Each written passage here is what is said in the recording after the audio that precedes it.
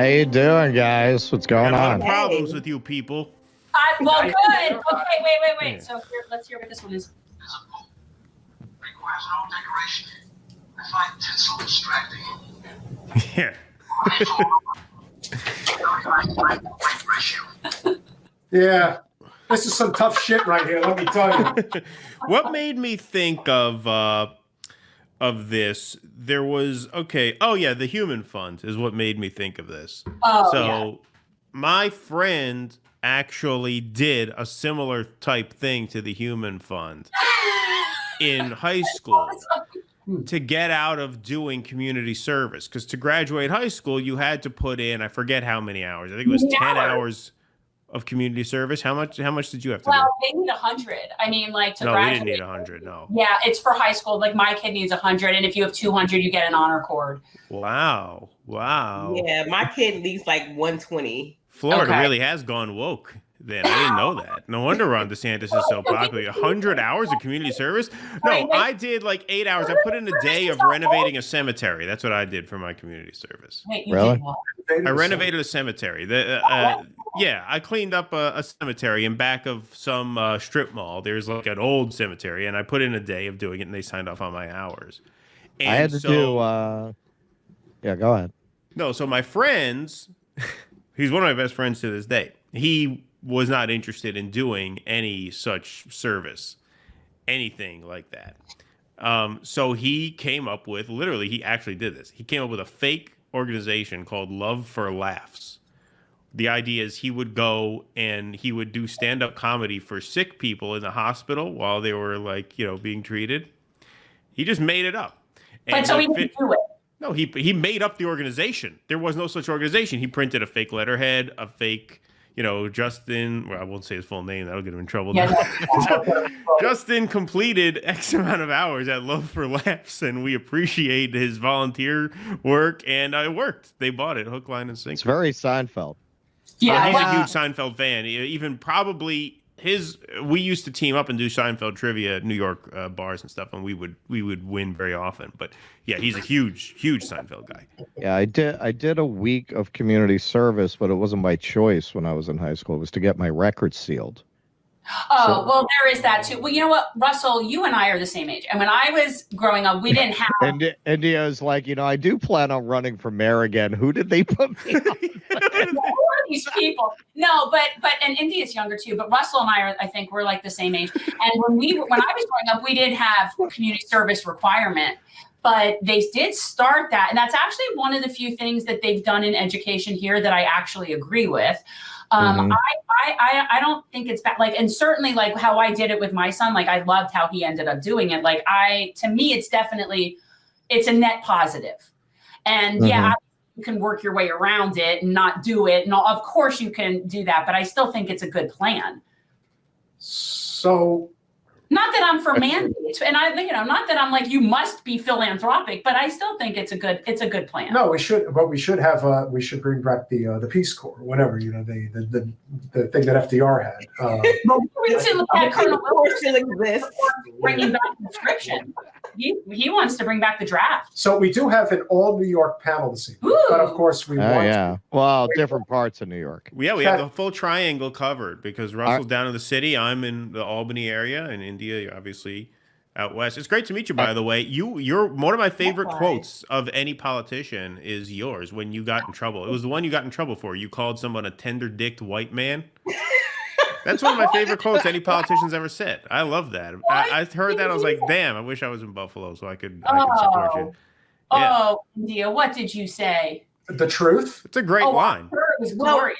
it was before I had ever even thought that I would run for mayor. It was during the protests of 2020.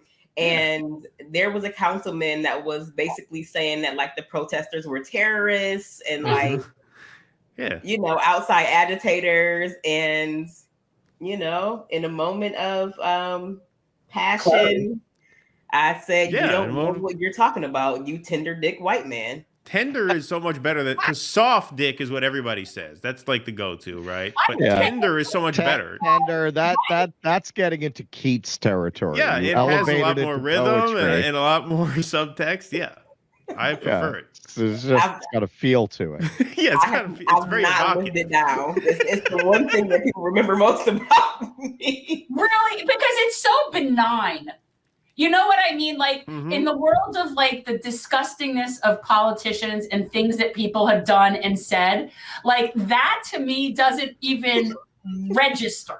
Like is anything that other than I think it was said very well. But like I don't, it's so funny to me that that's like such a big deal to people. Well, It's just such a great insult to a guy who's complaining about protesters, against Black Lives Matter protesters. no, well, again, but all you said was the truth. He literally he's a very flaccid of a person who's sitting there not too hard. Is that that's like male white fragility is basically what we're talking about. And you just, but when you aim at the private parts, they get all very personal. Yeah, about exactly. Yeah, I've learned to not make comments about dicks anymore. They just not good for politics.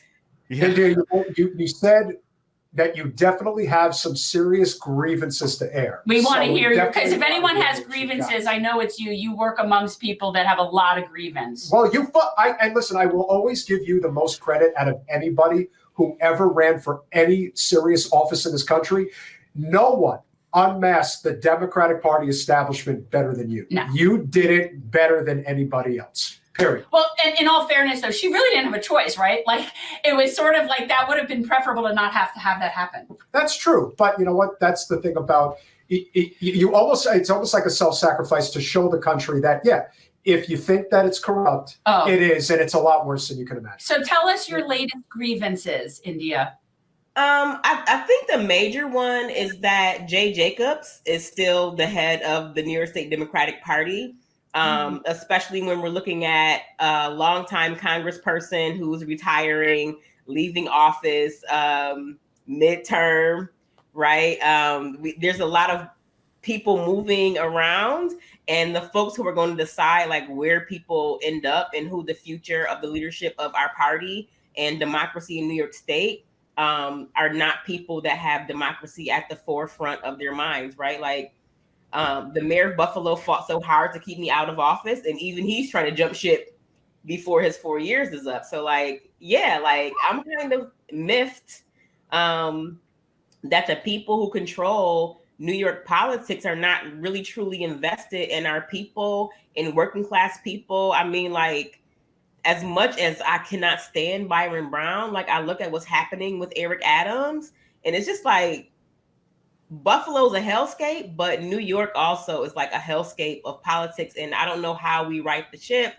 Like I'm totally invested in the Working Families Party and like trying to like build this third party momentum where we can like elect our own people. I watched what happened in Philly, and I think there's potential for us to do that, but just like liberals and neoliberals and even like leftists who don't want to rock the boat too much, that shit really annoys me. The fact that you are getting George Santos out of Congress and you're going to stick Tom Swousey right back in the seat, it's like, what more evidence do you need? Like, what's wrong with you, New York? And on top of everything else, Swousey is coming down here to do a fundraiser with Wassam and Schultz in Miami in the next couple of weeks. So, I mean, as much as we want things to change, the establishment is firmly trying to make sure that it stays exactly the same. For sure. Well, here in New York City, this is a Rockefeller Republican town. That's it. If Republicans change their position on abortion and gay rights, New York would go red overnight. New York City would be the reddest city in America. It's a basically economically right-wing city with socially liberal politics.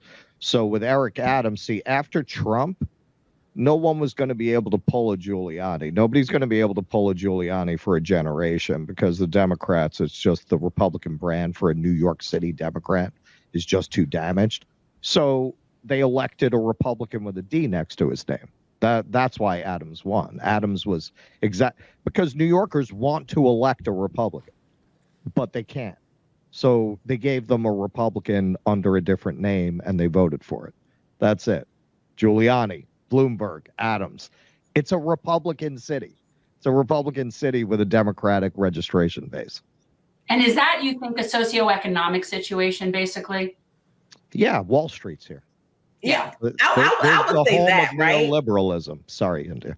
Yeah. No, okay. I would say that. I would say that, like, these are, and the point that you made, right, is these are people who are socially liberal, socially progressive, but economically they're conservative. They don't want to increase taxes. They don't want to pay their fair share. That, like, they don't care about social safety nets because it doesn't impact them or affect them. No.